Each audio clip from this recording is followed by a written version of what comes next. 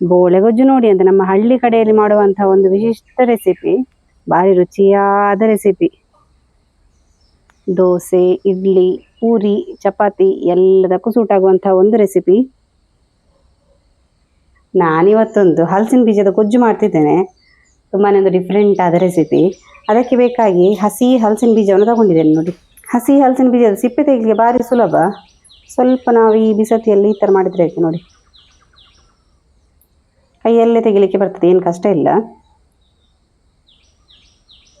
ಒಣಗಿದ ಬೀಜ ಆದರೆ ಅದರದ್ದು ಸಿಪ್ಪೆ ತೆಗಿಲಿಕ್ಕೆ ಸ್ವಲ್ಪ ಕಷ್ಟ. ಬೇಯಿಸಿ ಆದ ನಂತರ ಸಿಪ್ಪೆ ತೆಗಿಬೇಕಾಗ್ತದೆ. ಫ್ರೆಶ್ ಇದೆ ನೋಡಿ.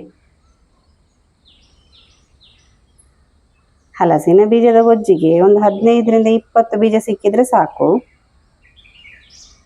ನಾನು ಈ ಬೀಜವನ್ನು ಸ್ವಲ್ಪ ತೊಳೆದುಕೊಂಡು ನಂತರ ಬೇಯಲಿಕ್ಕೆ ಹಾಕ್ತೇನೆ. ಒಂದ್ಸಲ ತೊಳೆದ್ರೆ ಸಾಕಾಗ್ತದೆ. ಹಲಸಿನ ಬೀಜದ ಒಟ್ಟಿಗೆ 1 ಲೋಟದಷ್ಟು ನೀರನ್ನು ಸೇರಿಸಿದ್ದೇನೆ. ಇಷ್ಟು ನೀರು ಸಾಕಾಗ್ತದೆ. ಸ್ವಲ್ಪ ಉಪ್ಪನ್ನು ಇವಾಗಲೇ ಸೇರಿಸುವ. ನಾವು ಬೇಯಿಸುವಾಗ ಸೇರಿಸೋದ್ರಿಂದ ಈ ಹಲಸಿನ ಬೀಜ ಉಪ್ಪು ಹೇಳ್ಕೊಳ್ತದೆ. ಒಂದು 3ರಿಂದ 4 ವಿಸಿಲ್ ಕೊಟ್ಟು ಕುಕ್ಕರಲ್ಲಿ ಬೇಯಿಸುವ. ನೋಡಿ, ಇವತ್ತಿನ ಹಲಸಿನ ಗೊಜ್ಜಿಗೆ ಸಿಂಪಲ್ ಇದೆ ತುಂಬಾನೇ. ಅಂದರೆ ಈ 2 ಟೊಮೆಟೊ, 2 ನೀರುಳ್ಳಿ, ಹಾಗೆಯೇ ಸ್ವಲ್ಪ ಕೊತ್ತಂಬರಿ ಸೊಪ್ಪು ತಗೊಂಡಿದ್ದೇನೆ ನೋಡಿ. ಮೀಡಿಯಂ ಸೈಜ್ನ ನೀರುಳ್ಳಿ, ಮತ್ತೆ ಏನು ತರಕಾರಿ ಬೇಕಾಗೋದಿಲ್ಲ.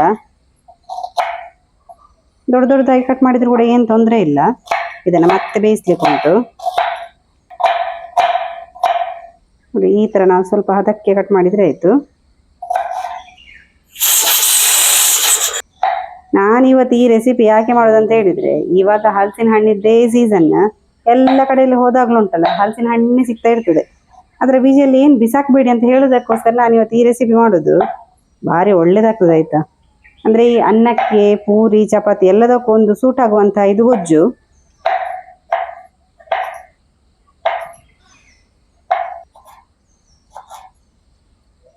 ಬೀಜ ಚಂದ ಬೆಂದಿದೆ. ಈ ಥರ ಕಟ್ ಹಾಕಬೇಕು. ಒಳ್ಳೆ ಬೆಂದರೆ ಈ ಥರ ಕಟ್ ಆಗ್ತದೆ. ಇದನ್ನು ನೀರು ಬೇರೆ, ಬೀಜ ಬೇರೆ ಸಪರೇಟ್ ಮಾಡಿಕೊಳ್ಳುವ. 2 ಸ್ಪೂನ್ ಆಗುವಷ್ಟು ತೆಂಗಿನ ಎಣ್ಣೆಯನ್ನು ಹಾಕೊಳ್ತಾ ಇದ್ದೇನೆ. ಫಸ್ಟಿಗೆ ನಾವು ಗೊಜ್ಜು ಮಾಡುವಾಗ ಒಗ್ಗರಣೆ ರೆಡಿ ಮಾಡಬೇಕಾಗ್ತದೆ. ನಾನು ಅರ್ಧ ಚಮಚ ಆಗುವಷ್ಟು ಸಾಸಿವೆ, ಅರ್ಧ ಚಮಚದಷ್ಟು ಜೀರಿಗೆ ತಗೊಂಡಿದ್ದೇನೆ. ಇದೆರಡನ್ನು ಒಟ್ಟಿಗೆ ಹಾಕೊಳ್ತೇನೆ. ಸಾಸಿವೆ ಸ್ವಲ್ಪ ಸಿಡಿಲಿ. ಸಾಸಿವೆ ಸಿಡಿದಿದ್ದ ಹಾಗೆಯೇ ಶುಂಠಿಯನ್ನು ಹಾಕೊಳ್ಳುವ. ನಾನಿಲ್ಲಿ 1 ಇಂಚ್ ಆಗುವಷ್ಟು ಶುಂಠಿಯನ್ನು ಚಿಕ್ಕದಾಗಿ ಕಟ್ ಮಾಡಿ ಇಟ್ಕೊಂಡಿದ್ದೆ. ಸ್ವಲ್ಪ ಎಣ್ಣೆಯಲ್ಲಿ ಫ್ರೈ ಆಗಲಿ. ಕಟ್ ಮಾಡಿದ ಈರುಳ್ಳಿಯನ್ನು ಹಾಕೊಳ್ಳುವ. ಈರುಳ್ಳಿ ಸ್ವಲ್ಪ ಎಣ್ಣೆಯಲ್ಲಿ ಮಾಡಬೇಕು. ಸ್ವಲ್ಪ ಟ್ರಾನ್ಸ್ಪರೆಂಟ್ ಆಗೋ ತನಕ ಕೂಡ ಇದನ್ನು ಬಾಡಿಸುವ. ಬೆಳ್ಳುಳ್ಳಿ ಹಾಕಿದ್ರು ಕೂಡ ಒಳ್ಳೆ ಟೇಸ್ಟ್ ಬರ್ತದೆ. ನಾನು ಈರುಳ್ಳಿ ಹಾಕೋದ್ರಿಂದ ಮತ್ತೆ ಬೆಳ್ಳುಳ್ಳಿ ಹಾಕ್ತಾ ಇಲ್ಲ ನೋಡಿ. ಈ ಥರ ಈರುಳ್ಳಿ ಟ್ರಾನ್ಸ್ಪರೆಂಟ್ ಆದ ನಂತರ ಇದಕ್ಕೆ ಇವಾಗ ಟೊಮೆಟೊವನ್ನು ಹಾಕೊಳ್ಳುವ. ನಾವು ಯಾವುದೇ ರೀತಿ ಗೊಜ್ಜು ಮಾಡಬೇಕಾದ್ರೆ ಕೂಡ ಈ ಥರ ನೀರುಳ್ಳಿ ಬೆಳ್ಳುಳ್ಳಿ ಹಾಕಿ ಮಾಡೋದಾದರೆ ಇದನ್ನು ಸರಿ ಬಾಡಿಸಬೇಕಾಗ್ತದೆ. ಇವಾಗ ಟೊಮೆಟೊ ಕೂಡ ತುಂಬ ಬಾಡಬೇಕು. ಇದು ತುಂಬ ಸ್ಮೂತ್ ಆಗಬೇಕು. ಒಂದು ಅರ್ಧ ಸ್ಪೂನ್ ಆಗುವಷ್ಟು ಉಪ್ಪನ್ನು ಸೇರಿಸ್ತೇನೆ. ನಾವು ಟೊಮೆಟೊ ಬೇಯಿಸುವಾಗಲೇ ಉಪ್ಪು ಹಾಕೋದ್ರಿಂದ ಟೊಮೆಟೊ ಬೇಗ ಬೇಯ್ತದೆ. ಈ ಗೊಜ್ಜು ರೆಸಿಪಿಯನ್ನು ಯಾರು ಬೇಕಾದರೂ ಮಾಡ್ಕೋಬೋದು. ಈಗ ಫಸ್ಟ್ ಟೈಮ್ ಎಲ್ಲ ಅಡುಗೆ ಮಾಡ್ತಾ ಇದ್ದಾರೆ ನೋಡಿ, ಅವರೆಲ್ಲ ಮಾಡ್ಕೋಬೋದು. ತುಂಬ ಸಿಂಪಲ್ ಇದೆ.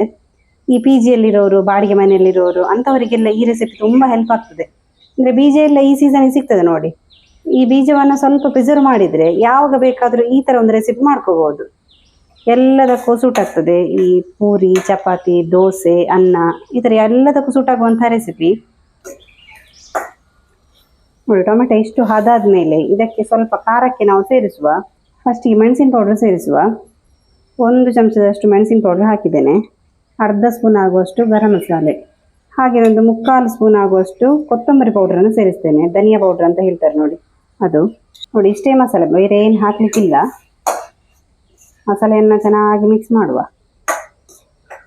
ನಾನು ಆವಾಗ ಬೀಜ ಬೇಯಿಸಿದ ನೀರು ನೋಡಿ ಈ ಥರ ಕೆಂಪು ಕೆಂಪಿರ್ತದೆ ನೋಡಿ, ಅದನ್ನು ತೋರಿಸಿದ್ನಲ್ಲ, ಅದನ್ನು ಇವಾಗ ಈ ಗೊಜ್ಜಿಗೆ ಹಾಕೊಳ್ತಾ ಇದ್ದೇನೆ. ತುಂಬ ಬೇಡ, ನೋಡ್ಕೊಂಡು ಸೇರಿಸಿದರೆ ಆಯಿತು. ಒಂದು 3/4 ಲೋಟದಷ್ಟು ನೀರನ್ನು ಸೇರಿಸಿದರೆ ಆಯಿತು. ಸರಿ ಕುದಿ ಬರಬೇಕು ನೋಡಿ. ಹಲಸಿನ ಬೀಜ ನಾನು ಆವಾಗಲೇ ಬೇಯಿಸಿಟ್ಟಿದ್ನಲ್ಲ, ಅದನ್ನು ಇವಾಗ ಸೇರಿಸ್ತಾ ಇದ್ದೇನೆ. ಬೀಜವನ್ನು ಸ್ವಲ್ಪ ಈ ಥರ ಮ್ಯಾಶ್ ಮಾಡುವ. ಉರಿ ಕಡಿಮೆಯಲ್ಲಿರಬೇಕು. ಉರಿ ಜಾಸ್ತಿ ಇಟ್ಟರೆ ಹೊಗೆ ಎಲ್ಲ ಬಂದು ಕರಕಲಿಕ್ಕೆ ಸ್ಟಾರ್ಟ್ ಆಗ್ತದೆ. ಸ್ಕೂಲೆಲ್ಲ ಸ್ಟಾರ್ಟ್ ಆಗಬೇಕಾದ್ರೆ ನಾವು ಹಿಂದೆಲ್ಲ ಉಂಟಲ್ಲ, ಈ ಹಲಸಿನ ಬೀಜವನ್ನು ಬೇಯಿಸೋದು, ಸ್ವಲ್ಪ ಉಪ್ಪು ಹಾಕಿ ಎಲ್ಲ ಬೇಯಿಸೋದು. ನಂತರ ಸ್ಕೂಲಿಂದ ಬಂದ ನಂತರ ಅದನ್ನೇ ತಿನ್ನೋದು, ಭಾರಿ ರುಚಿ ಇರ್ತದೆ ಮತ್ತೆ ಹೆಲ್ದಿ. ನಾವು ಚಿಕ್ಕವರಿದ್ದಾಗೆಲ್ಲ ಈ ಥರದ್ದೇ ರೆಸಿಪಿಯನ್ನೆಲ್ಲ ತಿಂತಾ ಇದ್ದಿದ್ದು.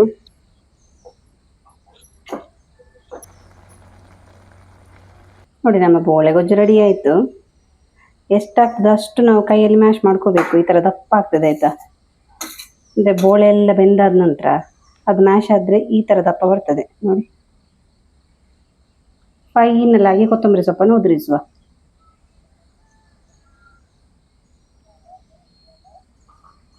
ಬೋಳೆ ಗೊಜ್ಜು ರೆಡಿ ಆಗಿದೆ ನೋಡಿ, ಕಲರ್ಫುಲ್ ಆಗಿ ಭಾರಿ ಚಂದ ಕಾಣ್ತಾ ಉಂಟು. ದೋಸೆ, ಇಡ್ಲಿ, ಪೂರಿ, ಚಪಾತಿ ಎಲ್ಲದಕ್ಕೂ ಸೂಟ್ ಆಗುವಂತಹ ಒಂದು ರೆಸಿಪಿ. ನೋಡಿದ್ರಲ್ಲ ಫ್ರೆಂಡ್ಸ್, ನಮ್ಮ ಹಳ್ಳಿ ಕಡೆಯಲ್ಲಿ ಮಾಡುವಂತಹ ಒಂದು ಸಾಂಪ್ರದಾಯಿಕ ರೆಸಿಪಿ ಬೋಳೆ ಗೊಜ್ಜು. ಭಾರಿ ರುಚಿಯಾಗಿ ಬರ್ತದೆ, ಸೂಪರ್ ಆಗಿರ್ತದೆ, ತುಂಬಾ ಸಿಂಪಲ್ ಇದೆ. ನೀವು ಕೂಡ ಟ್ರೈ ಮಾಡಿ. ಈ ಒಂದು ಬೋಳೆ ಸಿಕ್ಕಿದ್ರೆ ಈ ಥರ ಒಂದು ರೆಸಿಪಿ ಮಾಡಿ ನಿಮ್ಮ ಮನೆಯವರಿಗೆ ಕೊಡಿ, ಭಾರಿ ಒಂದು ಇಷ್ಟಪಟ್ಟು ತಿಂತಾರೆ. ಈ ರೆಸಿಪಿ ಇಷ್ಟ ಆದರೆ ನಿಮ್ಮ ಫ್ರೆಂಡ್ಸ್ ರಿಲೇಟಿವ್ಸ್ಗೆಲ್ಲ ಹೆಚ್ಚು ಹೆಚ್ಚು ಶೇರ್ ಮಾಡಿ. ನಾನು ಇದೇ ಥರ ಇಂಟ್ರೆಸ್ಟಿಂಗ್ ವಿಡಿಯೋದೊಂದಿಗೆ ಮುಂದೆ ಸಿಗ್ತಾ ಇರ್ತೇನೆ. Thank you.